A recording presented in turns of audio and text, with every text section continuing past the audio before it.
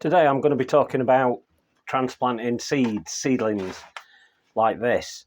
Now these were actually found in somebody's garden, and when something like this Carex, which will be Carex Compost bronze, what they do is they seed around themselves and they produce little clumps like this.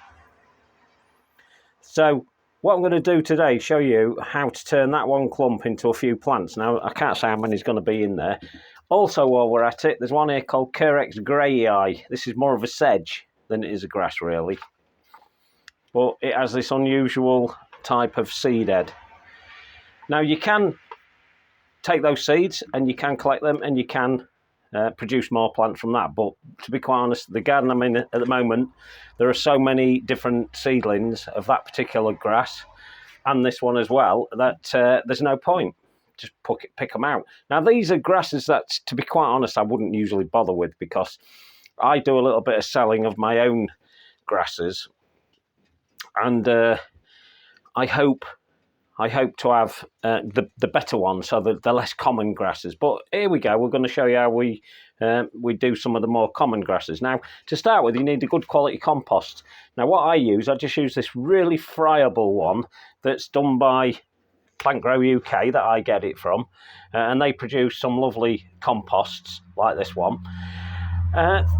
It's got lots of food in this, so it doesn't really need any added, but because I know I'm putting them in pots and they're going to be in there for some time, what I do is I add this kind of thing. So I will add that into it, and I don't go with the mixtures they tell you. Experience has taught me, just bung a load in and that'll be fine. Now, also, the thing I like to put in is perlite, and that's this one here. I always use this perlite. This is a Westland perlite. I use that. It's good for, as it says on the front there, improves aeration and drainage, good healthy root growth for rootings, cuttings and potting on. And so it is. And basically, all it is it just it aerates the soil, to be honest. That's all it really does. Gives the soil structure a little bit of a better friable sort of feel. But I still like to add it, even though Plant Grow's got it in there, I still like to add this stuff in it. So you just literally, again, I don't go by quantities, the books will tell you to measure out, bung a load in, don't worry about it. And then simply mix it up like that, as you can see me doing there. I'm filming this again on my own, so typically I'm going from a one-angled shot, which can be a bit boring for yourselves. But anyway, we'll try and make it a short video. So basically, I've got a lovely friable mix there, as you can see. That's all it is. A little bit of feed in there, a little bit of perlite. Perlite and vermiculite. What's the difference, you may ask? Well, we just happen to have both. So this is vermiculite, and this does, as it says there, helps maintain moisture and nutrients, and it improves seed germination. Now, I have germinated seeds just using this. Simply putting the seeds into that, and they've germinated. But if that's all I had to hand, I would use that in my compost mixture. Whereas perlite improves aeration, drainage, healthy root growth again, but it's for cuttings, etc., etc. So you just literally mix it in. Now, if you've got none of that, don't worry about it. If you haven't got any of it, just go with what you've got. If you've got just a potting on compost, any brand, use that. Especially for grasses. Grasses aren't too bothered. They don't want too much goodness in there. Whereas this Plant Grow UK is really, really nice. I do like to use it, and it brings on an healthier plant quicker. So as I said, let's just adjust your camera angle, make it look a bit more interesting. So here we go, look. So we've got that. I literally pulled that out of a garden. There was more than this. There was loads of clumps of it, but I literally pulled it out. So what we do, two ways: we can either wash it and wash those roots away, or we can simply, I'm off camera there. So what we can simply do is we can actually pull it apart. Be careful how many times you do pull it apart. There's a seedling there. That's acceptable to me. Okay, it's tiny. but it's still acceptable. But what I'd aim to do is, you can see here, there's individual little clumps there. You've got all these little individual clumps, and they're what you need to be aiming for. So I'll select away that one, and then what I'll do is try and tease it away from the main clump. There we go. We've got that pulled away. Now, it's trying to remain with that section there. So if you find that you've got some bit of resistance with the plant, you're better off leaving it as it is. Have a bit of a bigger clump as opposed to a smaller clump. So I would do that. So now we've got some more clumps here. So let's not try and split them too much, because these seedlings have obviously dropped into the same little cluster off the mother plant, and they want to be together.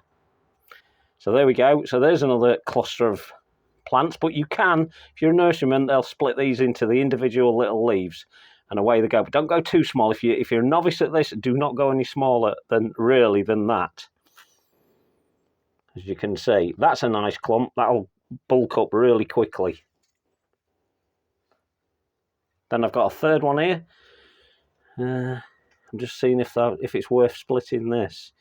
To be quite honest with you, I'm going to leave that. Now, to be honest with you, you could split that if you want to. You can split that into several different plants. There's 3 there, definitely, but I'm going to leave them. That's going to make a nice plant to start with. As I said, if you want to, you can wash out these plants and wash out the roots, and that's what you'll probably end up with. In this case, I won't do too much to the root system. See if I find my clippers. What I would do, you don't need to do this, by the way, is you can take the ends off of them. What that does is it encourages new root growth in grasses. You clip it back, it thickens the root growth. If you're not sure about that, leave it alone. And that's how you get it. There we go. So we've got 3 good plants there. What we do next is we select an appropriate pot. Now, I have loads of pots in this greenhouse, and I wouldn't go for too big a pot. In this case, I'm going to go for this size, as you can see. Now, what's this classed as? 9 centimetres. They're all different. We have different size little pots. But generally, go for a 9 centimetre pot. So once that's in there, what that's going to look like is that. It's going to be perfect, that. And I would select the same pot for all 3.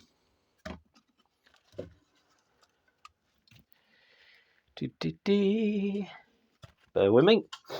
So we've got another one and another one. And then what do we do? Well, what we do, if you're a novice, and I'm not trying to talk to professional growers or professionals who've been doing it for years as I have, I'm trying to talk to the people who are not too sure about this.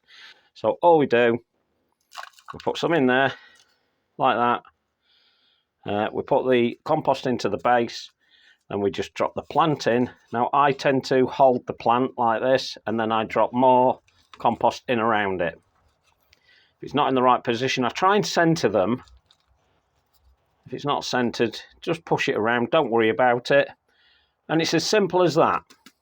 The one thing I'll tell you not to do is force it in like this. Us old-timers, we tend to crush these things in, and you shouldn't do that. You need it to be quite friable. And I tend to tap the side, and you don't really need to tap it too much. A couple of taps would do. And then what I do on these things, I've got into the habit of putting a little bit of bark chipping around it, and that just makes it look nice, and it makes it less likely to rot off at the base, especially if you have lots of plants. So that's how we do that one. Now let's quickly go to Grayi. A very, very similar look about this.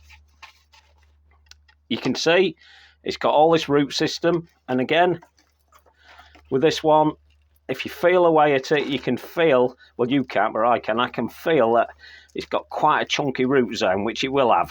These Carexes tend to do this. So you literally pull it apart, and you end up with a little clump like that. I would not go for any shorter than that. The one thing I would do is I would take that seed head away. So get that seed head removed.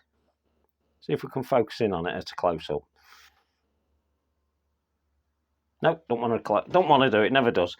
But anyway, so I would remove that. Take it off. I'll take it off if I can find my clippers, which I can't. I think I've buried my clippers. Right, okay. So snap it off. Right, see what I'm doing here? This is really rough and people would be scared of doing that. It doesn't matter. The grass ain't going to die. You know, it don't care. It just wants to live. So you've got that kind of thing. Now, if you've got this out of heavy clay, because some of these things can grow really well in heavy clay, then be mindful of that. If you've got heavy clay on it, on the soil, I tend to wash it away. Get any stones you find, like I found there, and try and go back to basics. You can already see there that there's a fresh new growth coming up already. And this is because where it was in a damp position. Carexes love damp positions, hence they're doing so well. So again, I would just simply go for 9 centimetre pot. I'd put it in there. 9 centimetre pot, as you can see there. And I would just give it a little bit of a twingy there. And just throw some on. Just put some bark on there, some bark mulch, and that'll do it. And that's pretty much all you do. So once you've done that, remember, you will forget what it's called over time. Get yourself a label. I use these 9-inch labels. Use yourself a label, write it on, write the name, the date you probably transplanted it. Not important really, unless you're doing it from seeds. And then stand it aside and forget about it. Put it into some protected area and leave it well alone, and that'll do it. And that's how you split your little plants up. So again, I found them wild growing in a garden. They'd just been left there. In fact, there's Deschampsias there as well, but I've got plenty of Deschampsias. Coman's Bronze, I tend not to have it a lot. Grayi, Carex Grayi, I tend not to go with that because, to be honest with you, as far as I'm concerned, they're a bit boring. And I look for more unusual grasses. But I found them, and the plantsman in me made me pick some up and bring them home to plant up and pot up. Any questions, fire away, and I'll talk to you later. Ta-da!